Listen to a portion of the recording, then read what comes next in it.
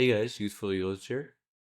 Well, this is some pretty massive news. Um, Looks like we got a significant number of incoming weekly ETF, like high yield ETF funds. So, as we can see, Ymax, Ymag, Qqqy, Jepy, and Iwmy, right? So, what does this mean?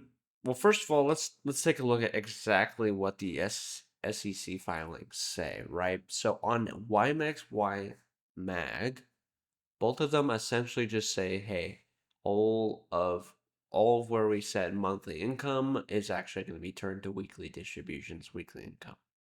Okay, so fairly simple.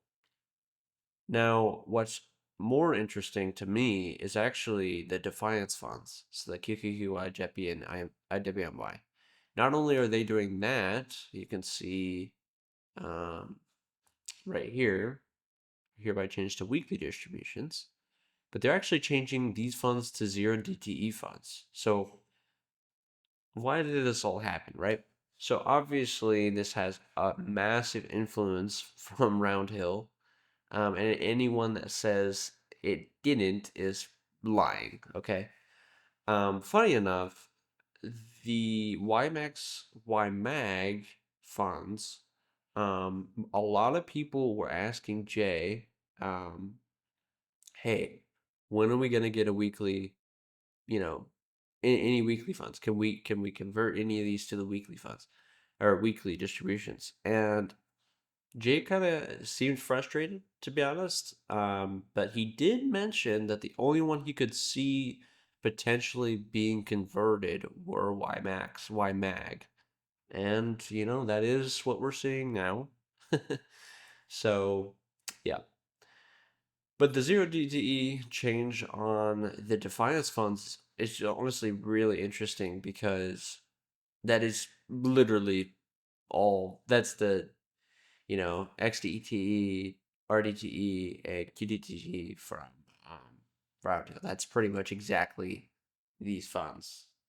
And it's exactly these funds because it's S&P 500, Russell 2000, and Nasdaq 100. So it's pretty much copycatting what Roundhill did, because Roundhill has not only had great success in terms of, keeping their NAV stable, but they've also had great success just with winning people over, especially people from the Yieldmax, because people are just tired of getting kind of screwed over by the NAV. There's this long idea, oh, well, like, you know, you're trading your, and I've said this in previous videos, you're trading your capital appreciation for high yields.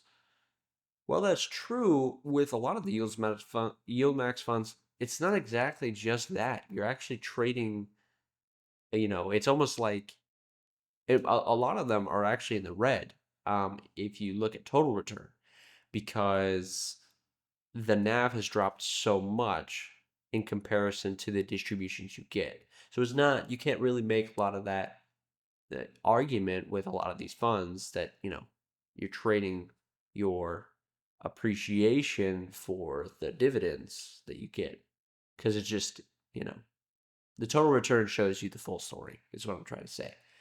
But with something like QDTE and XTTE, especially, um, you are pretty much exactly trading your capital appreciation for those high yields, and the NAV has stayed stable. It's almost like zero, right?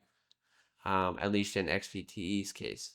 So, yeah, I just wanted to make this video to give you guys an update. Now, if anyone is aware of any more funds that were, you know, changed, let me know in the comments and let everyone else know, and I'll pin your comment. But from what I can understand, these are the two, or I mean, these five are the ones that changed. And interestingly, YieldMax and Defiance are both under Title Trust 2. So maybe that has something to do with it. Also, there was a uh, you could see here that Jepy is actually now changing to WDTE, which is actually something that people were. I think I can't remember. Someone I watched said, "Oh, yeah, that's a good ticker symbol because W is like stands for weekly." So, yeah, interesting that Jepy is changing because that was a big name that people knew. But anyways, I don't want to ramble too long. I want to get this kind of information out to you guys. So yeah, as always, I wish you guys a financial future.